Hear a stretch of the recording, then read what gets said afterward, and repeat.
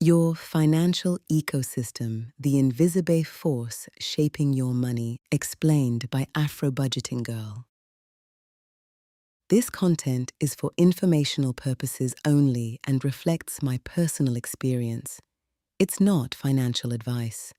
Have you ever wondered, do the people around me influence how I spend? Does my environment shape my money habits more than I realize? Am I fully benefiting from where I am, or is it quietly draining me? Am I leveraging my environment, or just surviving it? Most people look at their finances through a narrow lens: income, expenses, savings. But your money behavior does not exist in isolation. It is shaped by what I call your financial ecosystem. Your financial ecosystem is everything around you that structurally influences your financial decisions in the short term and the long term, whether you consciously chose it or simply inherited it. Some pillars you inherit, some pillars you choose, some pillars you learn to navigate. And depending on your circumstances, each pillar can either elevate you to your next level or quietly hold you back. I break this ecosystem down into 6 core pillars. 1. Parents and siblings, inherited influence. Your family of origin is the first financial environment you ever experience. Before you earned your first salary, before you opened your first bank account, you absorbed beliefs, behaviors, and emotional patterns around money simply by observing. Parents and siblings are often the most emotionally charged pillar of your financial ecosystem, especially as we enter new seasons of life: career growth, marriage, parenthood, migration, or wealth building. For some, this pillar is a foundation of strength. For others, it becomes an unspoken obligation. In many families, one child may naturally take on more financial responsibility due to birth order, income level, geography, or circumstance. If these expectations are not discussed openly, they can quietly create resentment, guilt, or tension. In some countries, there is even a legal obligation to financially support vulnerable parents. In others, the expectation is purely cultural, but just as powerful. Whether legal or emotional, the impact on your financial planning is real. This pillar can be an incredible advantage: financial education, support with tuition, mentorship and guidance, childcare support, inheritance and asset transfer, emotional stability around money. Parents and siblings can accelerate your growth. They can help you access opportunities earlier. They can multiply your capacity. But proximity also amplifies pressure. This pillar can also create strain: expectations of emergency financial support, unresolved financial habits passed down unconsciously, dependency dynamics, emotional or financial guilt, limited financial literacy within the family system. Silent assumptions about who should help. Because of the emotional bond, it is often the hardest pillar to evaluate objectively. The key question is not whether this pillar is good or bad. The real question is, have you calculated what it costs you or what it benefits you? Have you quantified the financial support you give, the non-financial support you receive, the long-term impact on your savings, investing, and wealth protection strategy? When you do not calculate it, you react emotionally. When you calculate it, you plan strategically. Many of these dynamics are rooted in upbringing and social conditioning. Clarity changes how you plan, and planning with clarity is the foundation of values-based budgeting, aligning money decisions with intention rather than emotional reaction. 2. Family and dependence, your nuclear strategy. This pillar refers to your nuclear family, your partner, and your children. But before we talk about partnership, before we talk about parenting, before we talk about shared bills and shared dreams, we need to talk about you. Partner or not, children or not, the first person you should invest in is yourself, because protection starts with you. If your income stops, what happens? If your health shifts, what happens? If the relationship changes, what happens? Too many people, and women especially, pour into the household before securing their own financial foundation. They contribute emotionally, domestically, and financially without fully understanding their earning capacity, risk exposure, and long-term independence. As I explain in my webinar and in several articles, financial empowerment begins with clarity about your own numbers first. Equal does not always mean equitable, and without financial transparency, many women overextend themselves in the name of fairness. Know your financial capacity first. Understand your income power, your saving strength, your investment literacy, your legal positioning, your protection level.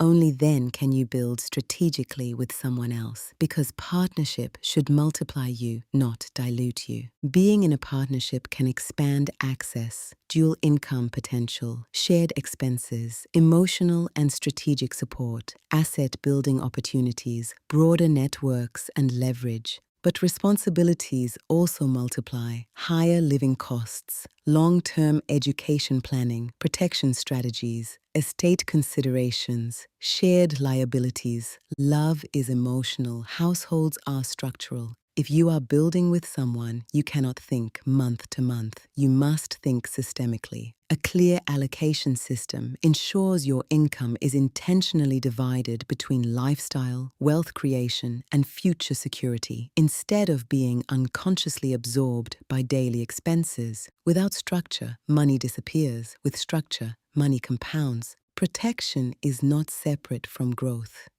It is the foundation of growth.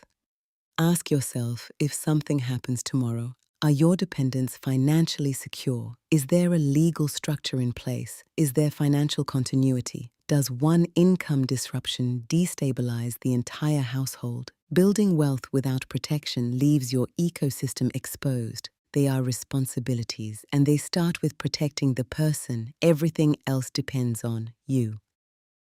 3. Work environment. Your primary income engine.